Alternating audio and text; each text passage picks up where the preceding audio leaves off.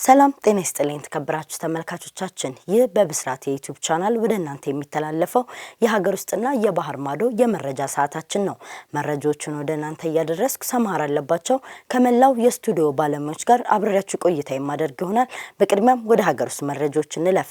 በቅዱስ ጳውሎስ ሆስፒታል በየሳምንቱ አዳዲስ ከ10 እስከ 15 የአንጀት ካንሰር ተጠቂዎች እንደሚመጡ ተነገረ።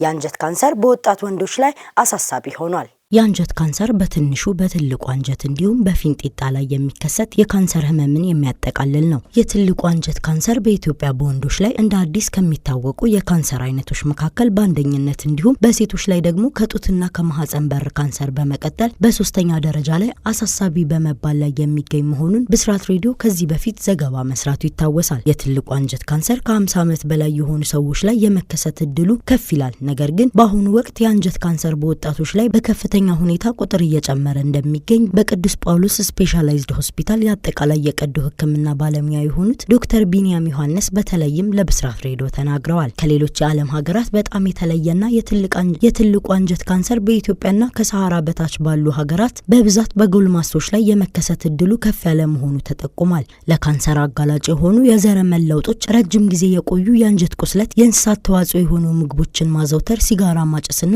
አልኮል አብዝቶ መጠቀም፣ ከልክ ያለፈ የሰውነት ክብደት፣ አካላዊ እንቅስቃሴ ያለማድረግ ዋነኛ መንስኤዎቹ ናቸው። ህመሙ ሲከሰት የሰውነት ክብደት መቀነስ፣ የሆድ መነፋት፣ ሰገራ ለመውጣት መቸገር፣ በፊንጢጣ በኩል ደም መፍሰስ፣ መጸዳጃ ቤት ከሄዱ በኋላም ያለ መጨረስና የማስመጥ ስሜት፣ የደም ማነስ መከሰት፣ ደረጃው ከፍ እያለ ሲሄድም የአንጀት ሙሉ በሙሉ መዘጋትን ሊያመጣ ይችላል። በአሁን ሰዓት በወጣቶች ላይ ህመሙ በብዛት እየተከሰተ መሆኑ የተነገረ ሲሆን ይህንን ችግር ለመቅረፍ የግንዛቤ ማስጨበጫ እንዲሁም ቅድመ ምርመራ ማድረግ ላይ ትኩረት አድርጎ እየተሰራ ይገኛል። አብዛኞቹ ታማሚዎች ወደ ጤና ተቋም እየመጡ የሚገኘው ደረጃ 3 እና 4 በላይ ከደረሱ በኋላ መሆኑ ደግሞ ይበልጥ አሳሳቢና ለማዳን ከባድ እንደሚሆን ባለሙያው ነግረውናል። በጳውሎስ ሆስፒታል በሳምንት ከ10 እስከ 15 አዳዲስ የአንጀት ካንሰር ታካሚዎች ምርመራ እንደሚደረግላቸውም ዶክተር ቢኒያም ዮሐንስ ጨምረው ለብስራት ሬዲዮ ተናግረዋል ስትል ኤደን ሽመልስ ዘግባለች።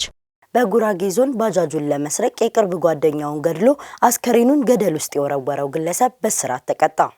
በማዕከላዊ ኢትዮጵያ ክልል የቅርብ ጓደኛውን ገድሎ ባለ 3 እግር ተሽከርካሪ ባጃጅ የዘረፈው ተከሳሽ በእድሜ ልክ ጽኑ እስራት እንዲቀጣ የተወሰነበት መሆኑን የጉራጌ ዞን ከፍተኛ ፍርድ ቤት አስታወቀ። ተከሳሽ መሐመድ አወል የተባለ ሲሆን ከወልቂጤ ከተማ ወደ አበሽጌ ወረዳ ቢዶ ፊቴ ጀጁ ቀበሌ ልዩ ስሙ አላውላ ተብሎ ወደሚጠራው አካባቢ ተበዳይን ለኮንትራት ስራ በሚል እንዲሄድ በማድረግ ገብረመድን ካሳሁንና ሀብታሙ ግርማ ከተባሉ 2 ግብረ አበሮቹ ጋር በመሆን ከባጃጁ አውርደው እጆቹን በመያዝና አንገቱን በጨርቅ ማነቅ የግድያ ወንጀል መፈጸሙ ተገልጿል። የክልሉ ፖሊስ የሚዲያ ክፍል ኃላፊ ምክትል ኮማንደር ታጁ ነጋሽ ለብስራት ሬዲዮ እንደተናገሩት ተከሳሽ የቅርብ ጓደኛ የሆነውን ተበዳይ ከግብረ አበሮቹ ጋር ከገደሉት በኋላ መሞቱን ሲያረጋግጡ አስከሬኑን ገደል ውስጥ በመወርወር ግምታዊ ዋጋው 570 ሺህ ብር የሚያወጣ ባለ 3 እግር ተሽከርካሪ ባጃጅ ይዘው መሰወራቸውን ገልጸዋል። ተከሳሽ ጓደኛውን ከገደለ በኋላ የዘረፈውን ባጃጅ ታክሲ ይዞ ዋልጋ ከተማ ላይ ሲንቀሳቀስ የተመለከቱ የተከሳሹ ወላጅናት ጉዳዩን ለፖሊስ ማሳወቃቸውን ተከትሎ ተከሳሹን በቁጥጥር ስር በማዋል የክስ መዝገቡ ተጣርቶ ለአቃቤ ሕግ ይቀርባል። ከተከሳሹ ጋር አባሪ ተባባሪ ሆነው ወንጀሉን የፈጸሙና ለጊዜው ያልተያዙት 2 ተከሳሾች አድኖ ለመያዝ ፖሊስ በክትትል ላይ ይገኛል። አቃቤ ሕግም የቀረበለትን የክስ መዝገብ ከተመለከተ በኋላ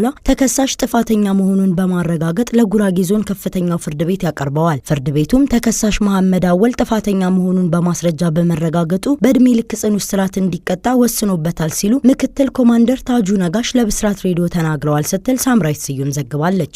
ተመልካቾቻችን እስካሁን ስትከታተሉት የነበረው የሀገር ውስጥ መረጃዎች ይህን ይመስላል። አሁን ደግሞ ከውጭ ወዳገኘነው መረጃዎች እንለፍ። ኢራን ባለፉት 10 ቀናት ውስጥ ከፍተኛ መጠን ያለው ጥቃት እንደተፈጸመባት የሰብአዊ መብት ተሟጋቾች ቡድን ገለጸ።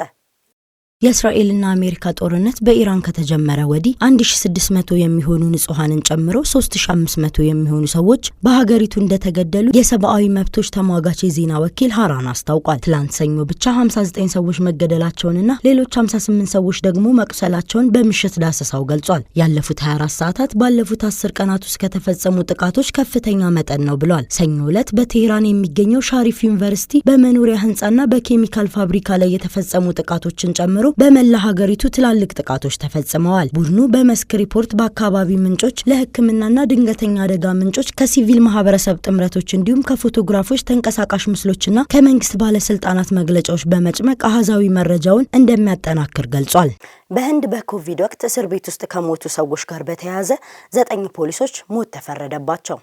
በ2020 አባትና ልጅ በእስር ቤት ውስጥ በመሞታቸው የተነሳ 9 የፖሊስ መኮንኖች የሞት ፍርድ ተፈርዶባቸዋል። ፒጄ አራጅና የ38 ዓመቱ ልጁ ቤኒክስ በኮቪድ-19 ወረርሽኝ ወቅት የእንቅስቃሴ ገደብን በመጣስ የሞባይል ስልክ ሱቃቸውን ክፍት አድርገው በመገኘታቸው ከታሰሩ ከጥቂት ቀናት በኋላ ህይወታቸው አልፏል። በደቡባዊ የታሚልናዱ ግዛት እስር ቤት ህይወታቸው ያለፈው አባትና ልጅ ጭካኔ በተሞላበት ሁኔታ እጃቸው ታስሮ ድብደባ ተፈጽሞባቸዋል ሲሉ ጉዳያቸውን የተመለከቱት ዳኛ ሰኞ ዕለት ተናግረዋል። ዳኛው አክለውም የፖሊስ ተግባር በግልጽ ስልጣንን አላግባብ መጠቀም እንደሆነ ገልጸዋል። ይህንን ያደረጉት ሆን ብለው ለመግደል በማሰብ ነው ብለዋል። ባለፈው ወር በግድያ ወንጀል ጥፋተኛ ሆነው የተገኙት ፖሊሶች ይግባኝ መጠየቅ ይችላሉ ተብሏል። ዳኛው የፍርድ ውሳኔውን በሰጡበት ወቅት ያልታጠቁ ሰዎችን አጥቅተዋል፣ ይቅርታ ሊደረግላቸው አይገባም፣ በእድሜያቸው ወይም በቤተሰባቸው ምክንያት ቅጣታቸው እንዲቀልላቸው ሊደረግ አይገባም፣ ሁሉም የተማሩ ናቸው ሲሉ ተናግረዋል። አባትና ልጅን በጭካኔ በመግደል ወንጀል ተጠርጥረው በቁጥጥር ስር የዋሉት በአጠቃላይ 10 የፖሊስ መኮንኖች ቢሆኑም ከተከሰሱት መካከል አንዱ እንደ ኢሮፓውያን አቆጣጠር በ2020 በኮቪድ ምክንያት ሞቷል። ጉዳዩ በታሚልናዱ ተቃውሞ ያስነሱ ሲሆን የግዛቲቱ የተቃዋሚ ፓርቲ የህግ አውጪዎች ወደ ጎዳና ከወጡት መካከል ይገኙበታል። የተቃዋሚ ፓርቲ መሪ ራሁል ጋንዲና የህንድ የክሪኬት ኮከብ ሺካር ዳዋን በማህበራዊ ሚዲያ ገጻቸው ላይ ለሁለቱ ሰዎች ፍትህ እንዲሰጣቸው ከጠየቁት መካከል ይገኙበታል። የሟቾቹ ግለሰቦች ታሪክ በህንድ ስላለው የፖሊስ ጭካኔ ዳግም መወያያ እንዲሆን አድርጓል። ተመልካቾቻችን እስካሁን ስትከታተሉት የነበረው የብስራት የዩቲዩብ መረጃ ሰዓታችን ይህን ይመስላል። መረጃዎቹን ወደ እናንተ እያደረስኩ ሰማር አለባቸው ከመላው የስቱዲዮ ባለሙያዎች ጋር አብሬያችሁ ቆይታ አድርጌያለሁ። መልካም ቆይታ።